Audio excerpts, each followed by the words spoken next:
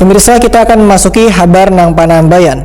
4 unsur pimpinan di DPRD Banjarmasin turun ke lokasi pembongkaran bekas kios yang ada di samping Pasar Kuripan, Banjarmasin Tengah, jelang tengah hari Selasa 26 Januari 2021. Melihat pelebaran drainase yang menggunakan alat berat backhoe loader milik salah satu pengusaha di Banjarmasin dan bubuhan Satpol PP Banjarmasin. Untuk kabar selengkapnya, mari kita simak yang satu ini.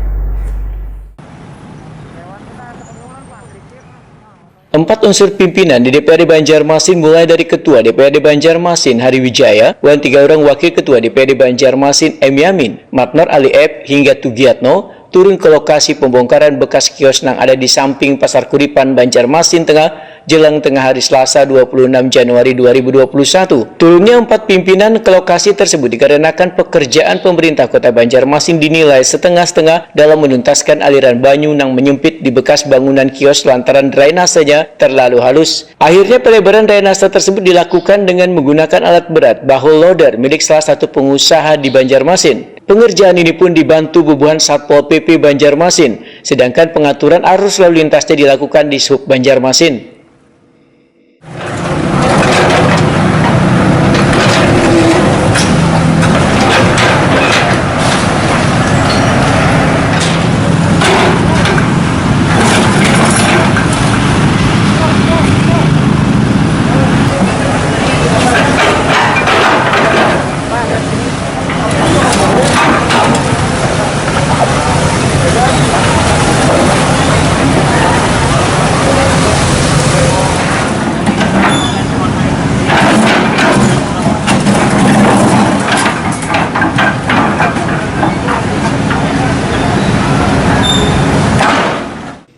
Wakil Ketua DPRD Banjarmasin M. Yamin Waitakuni Prima TV memandahkan unsur pimpinan bersama anggota DPRD Banjarmasin turun ke lapangan untuk membongkar drainase yang sempit untuk dilebarkan agar akses banyu sampai ke Muara Tempekong kemudian mengalir ke Sungai Matapura. Politisi Partai Gerindra ini menyatakan bila pembongkaran ini meminjam alat berat salah satu pengusaha.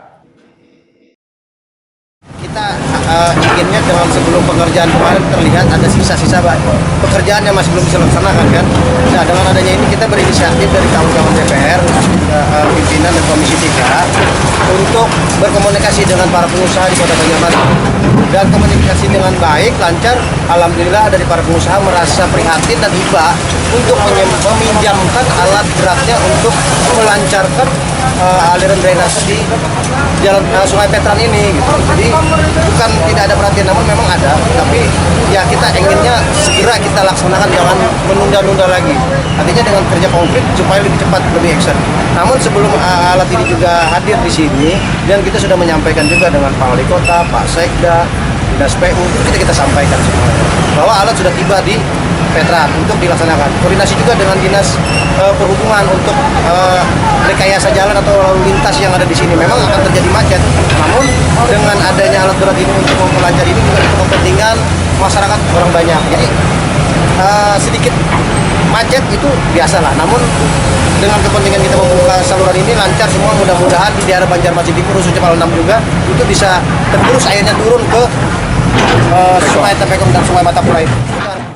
Wakil Ketua DPRD Banjarmasin Matnor Ali Ep menyatakan proses normalisasi sungai harus digaungkan supaya tidak ada lagi bangunan yang membuat sempit atau menghilangkan sungai maupun drainase. Politisi Partai Golkar ini berharap jika pengurukan untuk memperlebar aliran banyu ini tuntung, maka pemerintah kota diminta untuk membenahi kawasan tersebut agar terlihat rapi dan indah. Kali ini kita melihat bahwa ini yang tersumbatnya permasalahan di sini. Yang di Banjar Timur itu tidak bisa keluar airnya. Artinya kita benahi di sini dulu, sehingga dengan demikian kalau ini sudah lancar, terkoneksi, terintegrasi dengan Sungai Martapura yang ada di Peretendian itu, insya Allah tidak akan begitu cepat banjir itu masuk, kemudian tidak akan mengalami lambat, dia akan bisa mengakhiri daripada banjir. Ketika misalnya Sungai Martapura itu mengalami surut, ini salah satu kita untuk berupaya dulu normalisasi sungai sesuai dengan Perda nomor 19 tahun 2016. Perda sungai itu ada dua. Pertama, Perda sungai nomor 2 tahun 2007 tentang pengelolaan sungai. Yang kedua, tentang Perda tentang peningkatan dan normalisasi sungai itu Perda nomor 19 tahun 2016. Ini harus kita wujudkan. Jangan hanya Perda saja, action pemerintah juga harus ada. Ini bersama-sama DPR. Ya, nah oleh karena itu, karena sebagian dengan tugas dan fungsi kami DPR, tentu kami semangat untuk menormalisasi sungai ini, menegakkan Perda nomor 2 tahun 2017. Sementara itu, Wakil Ketua DPRD Banjarmasin Tugiatno menegaskan bila alat untuk melakukan pekerjaan ini adalah bantuan pengusaha. Namun politisi PD Perjuangan ini mengaku kada mengetahui jumlah pengusaha yang terlibat untuk menormalisasi Sungai Petran ini.